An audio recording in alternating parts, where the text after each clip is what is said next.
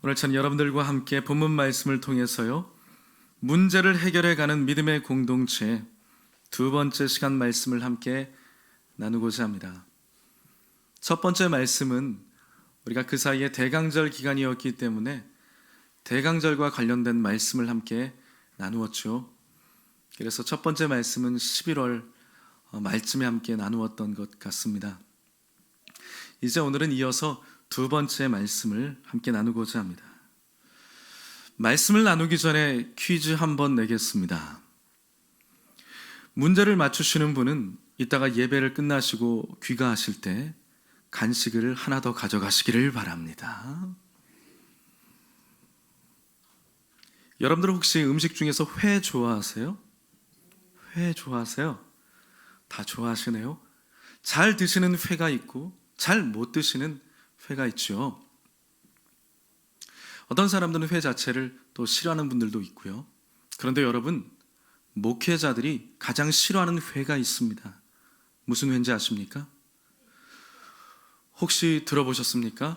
당회라고. 재직회 들어보셨어요? 웃픈 이야기죠. 웃으면서도 웃기면서도 참 슬픈 이야기입니다. 그렇게 교회 안에서 회의라고 하는 것이 참으로 생산적이고 은혜로운 것이면 참 좋을 것인데, 그렇지 못한 경우들이 참 많이 있는 것을 보기 때문에 그런 조크들을 하고 있는 것 같습니다. 그런데 오늘 본문에 바로 그 회의가 벌어지고 있습니다. 이것을 흔히 이야기할 때 이 회의를 예루살렘 종교회의 이렇게 이야기합니다. 그런데 오늘 이들이 초대교회의 리더들이라고 할 수 있는 사도들과 장로들이 모여서 예루살렘 종교회의를 열게 된 이유가 있었습니다. 당시의 복음이요, 예루살렘과 유다 땅을 건너 넘어가서 이제는 사마리아를 건너가고 온 열방 가운데 이방 지역까지 편만하게 복음이 증거되기를 시작했습니다. 그러면서 당연히 많은 이방인 개종자들이 교회 안으로 들어오게 되었던 것입니다. 그런데 이방인 개종자들이 교회 안에 들어오니까 교회 안에는 이미 누가 있었죠? 예수 믿는 유대인들이 그 교회 안에 많이 있었던 것입니다. 그런데 수많은 이방인 개종자들이 교회 안으로 들어오게 되니까 먼저 있었던 유대인들, 예수 믿는 유대인들 가운데 그 마음이 상당히 위축감을 느끼기 시작을 했던 것입니다. 그러면서 급기야는요, 이 유대인들 가운데 유대주의, 그러니까 율법을 굉장히 맹신하며 지켜나가고 있는 유대주의자들 가운데 이방인들이 교회 안으로 들어와서 예수 믿는 것을 탐탁치 않게 여기면서 그들이 이야기하기를, 저 이방인들도 우리하고 똑같이 율법에 있는 말씀을 철저하게 지켜야 온전히 구원을 받을 수 있는 것이다 라고 이렇게 주장을 했다는 것입니다. 그런데 그 문제가 작은 문제가 아니었어요. 점점 더 큰 문제로 대두되기 시작하면서 급기야는 이방 선교를 함에 있어서 굉장히 큰 어려운 문제로 작용하기 시작했다는 것입니다. 그러니까 이제 초대교회는 작지 않은 문제에 직면했던 것입니다. 공동체 안에서 그러한 문제가 일어나게 된 것이죠. 그 어려운 문제, 작지 않은 문제를 직면하게 되었을 때 이 초대교회 공동체는 어떻게 그 문제를 해결했던 것일까요? 우리 교회 역시도 하나님이 세워주셨고 하나님의 뜻을 쫓아서 나아가지만 수없이 많은 난관과 어려움들에 봉착할 수 있는 것입니다. 문제와 마주할 수 있는 것이죠. 오늘 초대교회와 같이, 공동체와 같이 그러한 문제들이 얼마든지 일어날 수 있는 것입니다. 그러면 이 초대교회 공동체는 어떻게 이 문제를 해결했던 것일까요? 오늘 두 번째 이야기를 함께 나누면서 본문에 나오는 이 공동체의 모습과 같이 우리 교회 공동체도 성숙하고 믿음 있는 공동체로 발전해 나아가기를 주님의 이름으로 축복합니다. 첫 번째로요, 가장 중요한 것을 잃어버리지 말아야 한다는 것입니다. 이와 같이 연말이 되고 연초가 가까이 오면 사람들은 대개 새해에 대한 계획들을 많이 세우게 됩니다. 그렇지 않습니까? 여러분들 신년에 대한 계획들 많이 세우고 있죠. 어떤 계획들을 갖고 계십니까? 늘 빠지지 않는 한 가지, 내년엔 꼭 살을 빼고 말겠어. 살과의 전쟁을 선포하고 있죠. 근데 항상 패배하는 경우가 많이 있습니다. 아무튼 새해를 우리가 목전에 두고 있는데, 새해를 우리가 시작하기 전에 계획을 세울 때 그 새해에 여러분들은 우리가 가장 먼저 해야 될 것이 무엇이겠습니까?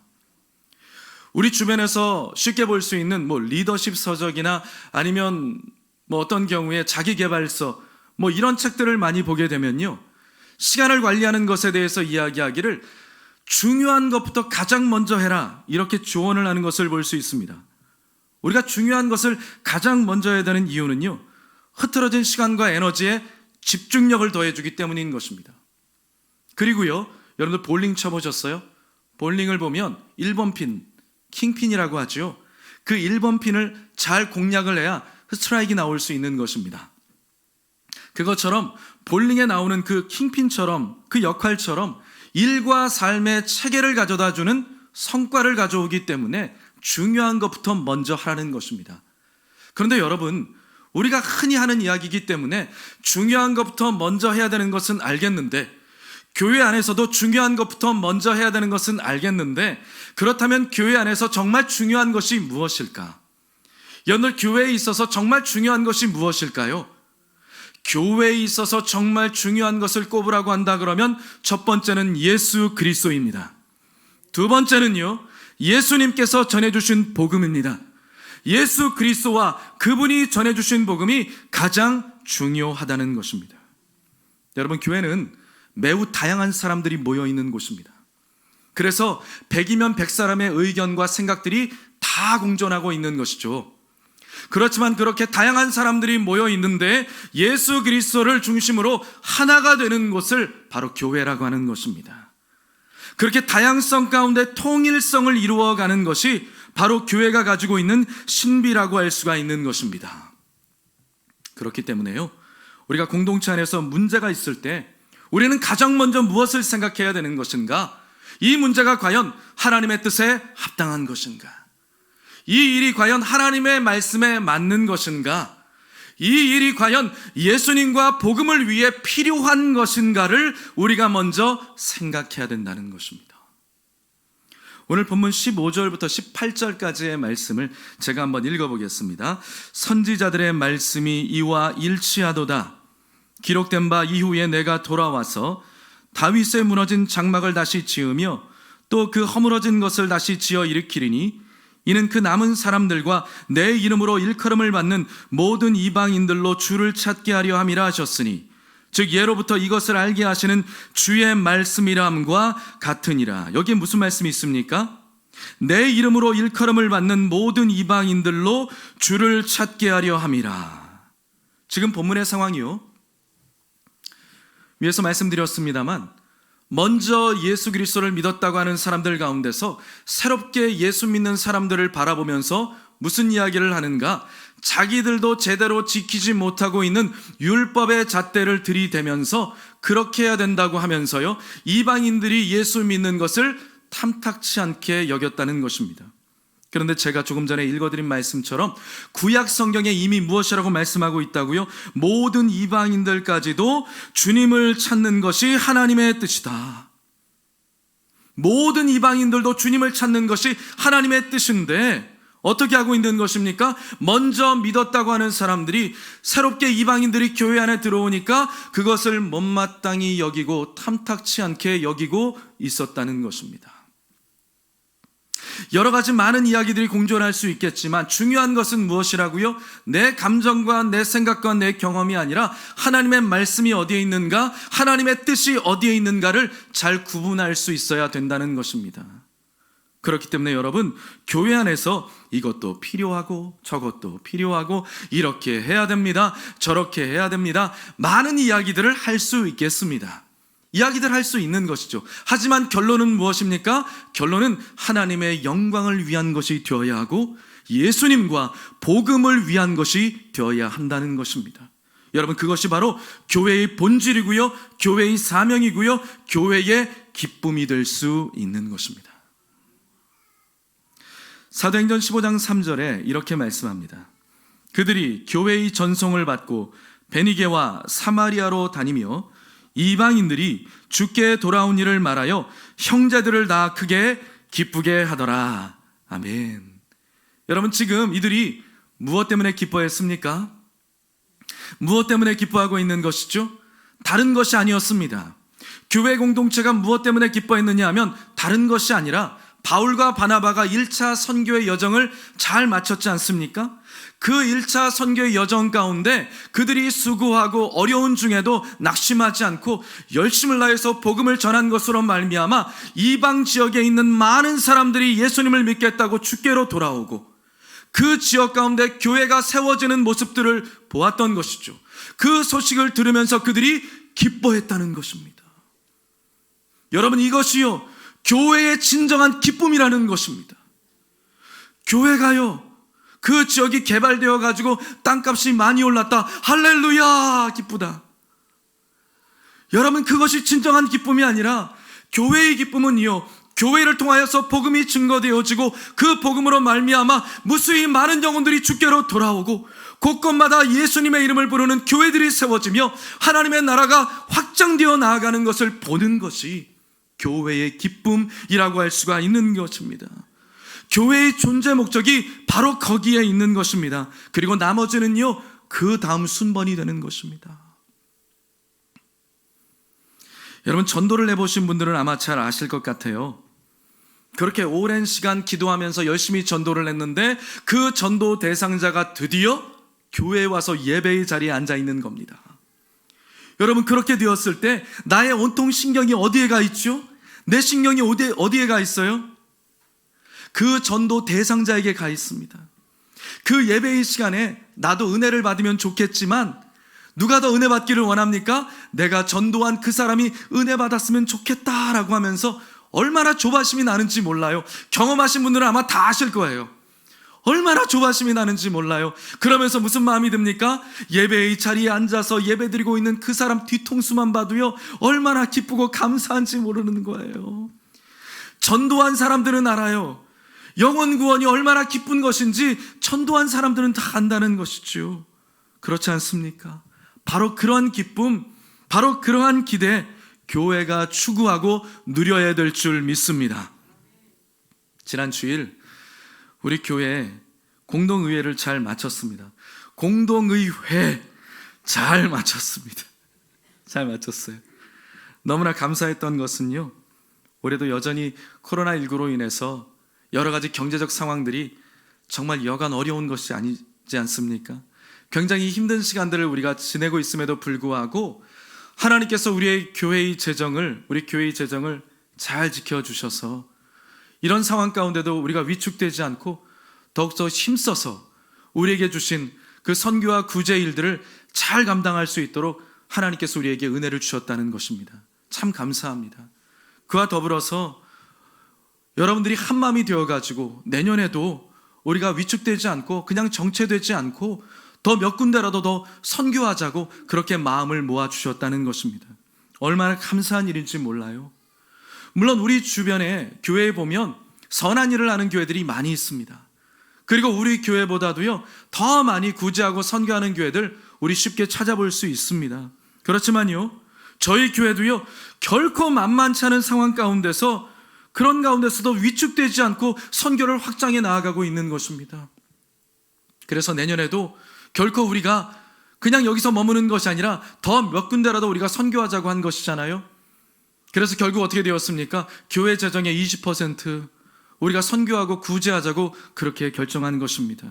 그와 같이 여러분, 우리가 중요한 것을 먼저 감당하며 나아가는 우리 교회 공동체가 되기를 주님의 이름으로 축복합니다. 우리가 먼저 그렇게 나아가면 우리 교회에 필요한 것 많이 있잖아요. 그것이요 하나님께서 채워주실 줄 믿습니다. 두 번째로요, 나보다 앞선 사람들을 인정해야 된다는 것입니다. 공동체 안에서 문제와 어려움이 발생하게 되었을 때 나보다 앞서 있는 사람들을 내가 인정할 수 있어야 그 어떤 어려움 가운데서도 우리는 위기를 극복해 나아갈 수 있는 것입니다. 그런데 여기서 제가 지금 말씀드리고 있는 앞선 사람이라는 의미는요 두 가지의 의미로 말씀을 드리고 싶습니다. 첫 번째, 앞선 사람이라는 것은 무엇이냐 하면 나보다 먼저 예수님을 믿고 있는 믿음의 선배님들을 말씀드리는 것입니다. 또요, 두 번째, 앞선 사람이라는 것은 무엇이냐 하면 나보다 훌륭한 점을 갖추고 있는 어떤 사람들을 말하는 것입니다. 그 사람들이 나의 믿음의 후배가 될 수도 있는 것이죠. 아무튼 먼저요, 나보다 앞선 사람들을 인정해야 된다는 것은 무엇이냐 하면 공동체 안에서 나보다 먼저 예수님을 믿은 믿음의 선배들, 공동체 안에 있는 리더자들, 그리고 직분자들, 그분들을 인정해야 된다는 것입니다. 무엇인가 내가 생각해 봤을 때 그 사람들이 먼저 예수 믿고 나보다 믿음의 선배되게 되었지만 내가 무엇인가 봤을 때 내가 그 사람들보다 배운 것이 좀 많이 있는 것 같고, 내가 경험하고 있는 것, 경험된 것이 좀 더 많이 있는 것 같고, 더 나아가서 내가 하나님께로부터 받은 은사가 좀 더 많이 있는 것 같다고 하더라도 그분들을 누가 세워주셨습니까? 하나님이 세워주셨다는 것을 인정하고 존중할 때, 그럴 때 그 공동체 안에 문제가 발생하게 되더라도 그 문제를 수월하게 넘어갈 수 있다는 것입니다. 오늘 본문에 보시면요, 이 초대교회 안에 일어난 문제에 대해서 이런저런 여러 가지 견해들이 계속 이루어지는 것을 볼 수 있어요. 여기서 이 말하고 저기서 이 말하고 이 이야기를 계속한다는 거예요. 이것은 무엇을 말해주냐 하면 한 사람 한 사람의 의견들을 무시하지 않고 모든 의견들을 다 청종해 주었다는 것입니다. 그런데 중요한 것은요, 그 모든 이야기들을 다 들은 다음에 어떻게 최종적으로 결정을 하고 행동을 했느냐, 그것이 중요하다는 것입니다. 다양한 의견들이 있지요. 그 다양한 의견들을 다 청종한 후에 과연 나중에 어떠한 결론에 다다랐는가, 그것이 중요하다는 것입니다. 중요한 것은 모두의 의견을 무시하지 않는다는 것, 그리고 또한 중요한 것은 그리고 난 다음에 최종적으로 어떻게 결정을 내리느냐, 그것이 중요하다는 것이죠. 오늘 이들이요, 여러 가지 의견들을 다 들었습니다. 모든 의견들을 다 듣고 난 다음에 그것을 정리하면서 가장 먼저 누가 이야기를 합니까? 베드로가 일어나서 이야기를 하기 시작합니다. 자기가 가지고 있는, 자기가 경험했던 것들에 대해서 이야기를 하기 시작을 합니다. 그리고 난 다음에 바나바와 바울이 일어나가지고 그들이 선교 현장에서 경험했던 것들에 대해서 생생한 간증을 하기 시작했던 것입니다. 그리고 난 다음에 마지막으로요, 그 모든 것들을 다 취합해가지고 초대교회의 수장이라고 할 수 있는 야고보가 일어나서 최종적으로 결정을 내려 주었다는 것입니다. 여러분, 이것이 중요한 것입니다. 본문 12절과 13절 말씀 우리 같이 한번 읽어보도록 하겠습니다.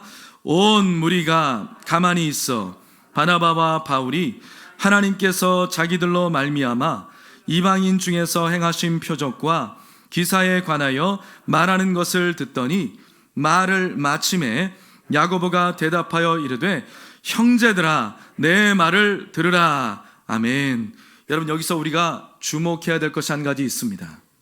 온 무리가 가만히 있었다는 것입니다. 베드로가 먼저 일어나서 발언을 냈습니다. 그리고 난 다음에 바나바와 바울이 일어나서 발언을 지금 하려고 하는 거예요. 그럼 그 자리에 이방인들과 또 먼저 믿었던 유대인들 사이에 갈등의 문제 때문에 야기되어진 문제 때문에 지금 회의가 벌어진 거잖아요. 그럼 이방인의 선교사로 쓰임받고 있는 바나바와 바울이 했던 일들에 대해서 못마땅히 여기는 사람들이 분명히 있는 것입니다. 그렇다면 그 순간에 바나바와 바울이 이야기를 하려고 할 때 그것에 대해서 가만히 있지 않고 그것에 대해서 어게인스트하는, 그것에 대해서 대항하려고 하는, 무엇이라고 막 난리를 치려고 하는 사람들이 반드시 있었을 것입니다. 그런데 어떻게 했다는 것이죠? 그들이 어떻게 했습니까? 그럼에도 불구하고 그들이 가만히 있었다는 것입니다. 자기들이 하고 싶은 말들, 그 모든 의견들을 다 내놓은 다음에 그 의견이 취합되고 나면 어떻게 했다고요? 그 의견들이 다 들려지고 나서 의견들이 취합되고 난 다음에는 이제 하나님께서 세우신 리더자들에게 청종하고 그 말에 순종하겠다는 것입니다. 여러분, 그것이요 진정한 믿음의 공동체의 모습이라고 할 수 있는 것입니다. 그리고 여러분 한번 생각해 보십시오. 만약에 지금 바나바와 바울이 이 일 때문에 잔뜩 화가 나가지고 이 회의석상에 와가지고 자기들이 하고 싶은 말들을 계속 늘어놓았다면 어떻게 되었을까요? 싸움 나겠죠.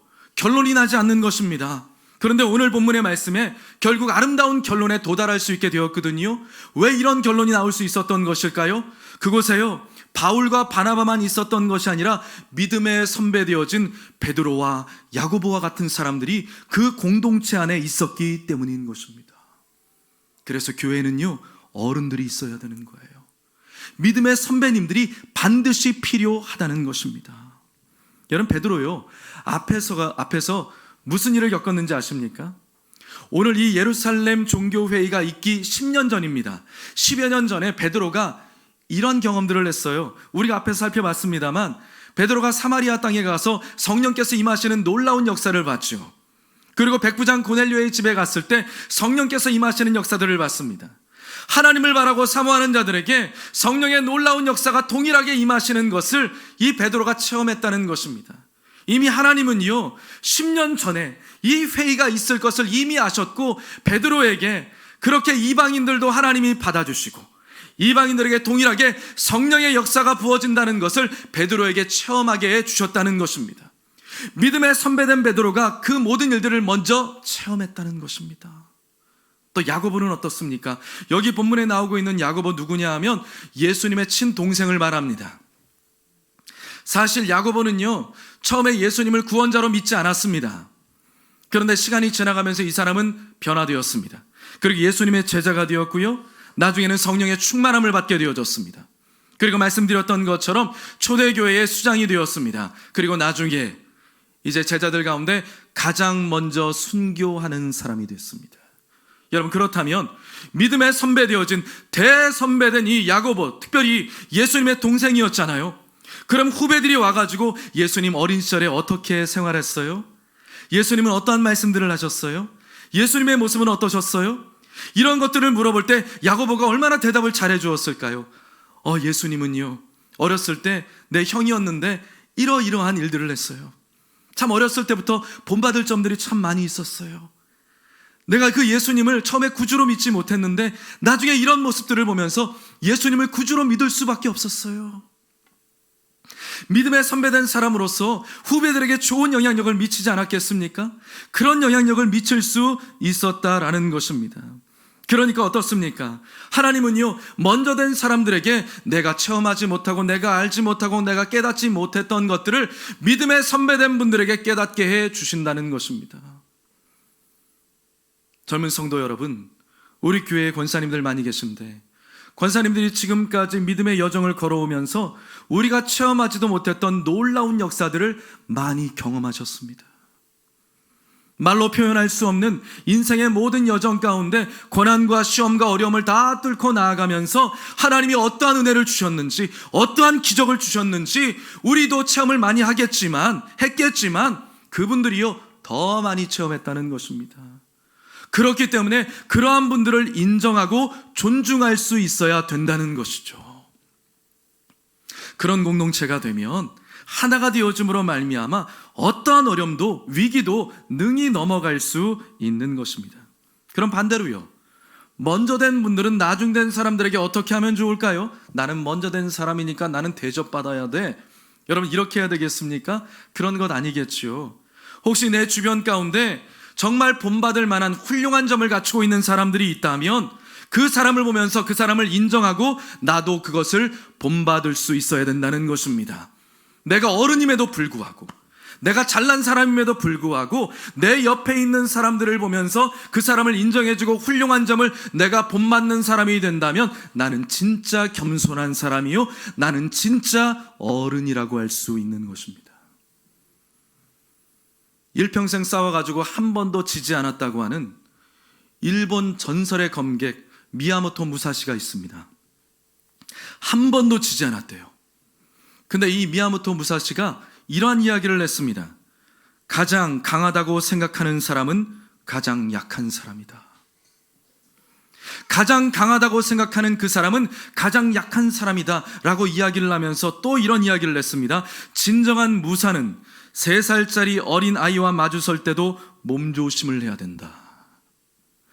무엇인가 인생 가운데 이루었다고 하지만, 이룬 사람이라고 할 수 있겠지만 그 사람이 언제나 자신을 낮추는 그러한 자세를 갖고 있다면 그 사람이 진정한 고수라고 할 수가 있는 것입니다. 그래서 여러분, 논어에 나오는 유명한 말이 있지 않습니까? 삼인행 필유아사다, 이런 말이 있습니다. 이게 무슨 말이냐 하면, 세 명이 함께 동행하는 가운데 그 중에 반드시 나의 스승이 있다는 것이죠. 우리가 만나는 무리 가운데, 우리가 있는 공동체 가운데 분명히 나에게 좋은 영향력을 줄 수 있는 스승이 반드시 있다는 것입니다. 내가 사업장을 경영하지만, 내가 오너이지만, 내 밑에 있는 사람들이지만 그 누군가를 통해서 나에게 가르침을 주는 사람이 반드시 있다는 것입니다. 회사 동료들 가운데 있다는 것입니다. 교회 공동체 가운데 있다는 것입니다. 가정 안에 있다는 것입니다. 어떤 사람이요? 내게 귀중한 가르침을 줄 수 있는 사람이 반드시 있다는 것이죠. 그와 같이 하나님께서 섭리 가운데 만나게 해주신 교회 공동체 가운데서도요, 나에게 하나님이 깨닫게 해주시는 사람, 반드시 내가 본받아야 되는 사람 반드시 있는 것입니다. 우리는요, 그 사람들을 통해서 배울 필요가 있는 것이죠. 언젠가요, 어떤 분의 간증을 들은 적이 있습니다. 이분이 굉장히 유명한 수학 강사신데 예수님 잘 믿는 크리스찬입니다. 이분이 고등학교 다니면서 고등학교 1학년 때 비로소 철이 들었습니다. 그래서 열심히 공부를 시작했다고 합니다. 근데 공부를 잘했어요. 학교에서 탑 레벨이었습니다. 공부를 너무너무 잘했는데 안타깝게도 대학 입시를 치루었는데 대입에 떨어지고 말았어요. 원하는 학교에 갈 수 없게 된 것입니다. 그래서요, 재수를 하기로 마음을 먹었다고 합니다. 서울에 있는 유명한 재수학원, 기숙학원에 들어가게 되었습니다. 자기도 공부를 꽤 잘했잖아요. 기숙학원에 딱 들어갔는데 수많은 아이들이 모여 있었다고 합니다. 반에 들어가가지고 공부를 하는데 처음에 시험을 치렀는데 몇 등을 했느냐? 49등을 한 거예요. 반 아이들이 몇 명이었느냐? 110명이었답니다. 그 가운데 49등을 한 거예요. 더 놀라운 것은요, 그러한 반이 그 학원에 몇십 개가 되었다고 합니다. 그러니까 이 친구가, 이분이요, 공부 정말 꽤나 잘하고 학교 다닐 때는 선생님들에게 항상 칭찬받는 그런 사람이었잖아요. 학교에서 탑 레벨에 있는 그런 학생이었어요. 그런데 와가지고 보니까 재수생들 가운데 자기가 그 정도밖에 실력이 안 된다는 것을 알게 된 거예요. 자기보다 공부를 어마어마하게 잘하는 공신들, 공부의 신들이 널려 있다는 것을 비로소 깨닫고 겸손하게 된 것이죠. 그리고 난 다음에요, 진짜 공부 잘하는 아이들 틈에 가가지고요, 그 아이들이 어떻게 공부를 하는지 보게 된 겁니다. 그리고 특별히 수학을 배우는데, 자기도 수학 잘했다고 하는데, 이 아이들이 공부 잘하는 애들 수학하는 거 보니까 자기가 알지도 못하는 것들 너무나 잘 알고 있는 거예요. 참고서에 가르쳐주지도 않고 교과서에 나오지도 않고 강사들이 가르쳐주지도 않는 희한한 수학의 비법들을 그 아이들이 알고 있다는 거예요. 그래가지고 어떻게 했습니까? 그 비법들을 자기의 것으로 삼았다는 것이죠. 여러분, 만약에 그분이 그 학원 가가지고 나도 공부 꽤 잘하고 있는데 니들이 나보다 뭐 실력이 뛰어나봐야 얼마나 뛰어나겠어, 이렇게 교만하게 얘기했다면 무슨 일이 벌어졌을까요? 수학 강사는 지금까지 못하는 거죠. 굉장히 유명한 분이거든요. 그때 배웠던 실력으로 지금 많은 사람들에게 그 수학을 잘 가르치고 있는 것이잖아요. 그렇게 내가 교만했으면 귀한 것을 얻지 못했을 것인데, 그렇게 좋은 기회를 놓치지 않았기 때문에 인생에 더 좋은 기회를 붙잡을 수가 있었다는 것입니다. 성도 여러분, 우리도 마찬가지 아니겠습니까? 하나님이 내게 허락해 주신 사람들을 통해서 내게 좋은 것을 배울 수 있다면 고스란히 그 유익은 나에게 다가오는 것이고요, 내가 있음으로 말미암아 내 실력이 늘어남으로 말미암아 공동체의 수준도 올라갈 수 있게 되는 것입니다. 그리고요, 그렇게 먼저 된 분들을 존중해 주고 나중된 사람들을 인정해 주니까 그 공동체 안에 어떤 위기와 어려움이 올지라도 서로를 인정하고 존중해 주니까 어떻게 됩니까? 서로에게 실력을 서로 공유하고 나누게 되니까 어떻게 됩니까? 실력이 있는 것이죠. 수준이 올라가 있는 것이죠. 그러니까 어떠한 문제를 당할지라도 능히 해결해 나아갈 수 있는 것입니다. 우리 교회가 그런 공동체가 되기를 주님의 이름으로 간절히 축복합니다. 말씀을 정리하겠습니다. 사랑하는 성도 여러분, 올 한 해 교회 섬기신다고 정말 수고 많이 하셨습니다. 우리 계속해서요, 오늘 본문에 나오는 초대교회의 모습을 우리가 본받아서 정말 교회가 무슨 일을 먼저 해야 될 것인지를 우리가 잘 분별하고요, 중요한 것을 먼저 행하면서 교회의 본질을 잃지 않고 서로를 존중하고 인정하면서 올해보다도 내년이 더욱 성숙하고 발전해 나아가기를 주님의 이름으로 축원드립니다. 기도하겠습니다.